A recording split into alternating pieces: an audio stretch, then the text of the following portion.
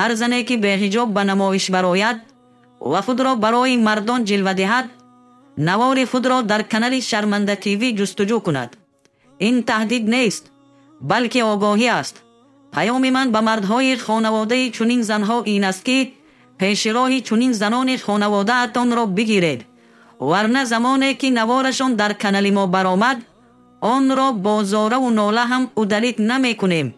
زنهایی که با چنین سر و لباس خود را شهوت انگیز کرده به نمایش می برآید، زنهای سراینده، زنهای بلاگر، زنهای تیک تاک و اینستاگرام، از الله بترسید. طبق روایت مسلم، پیامبر خدا صلی الله علیه و سلم صفت زنهای دوزخی را بیان فرمودند که آن صفت در شما 100% دیده می شود. می فرمایند دو گروه از اهل دوزخند که تا حال آنها را ندیدم. یکی از آن دو گروه دوزخی زنهایی هستند که لباس پوشیدند ولی با وجود لباس پوشی برهنه و لوش هستند، یعنی لباس آنها تنگ و تنک یا نیم برهنه است که تمام پستی و بلندی بدنشان نمودار است.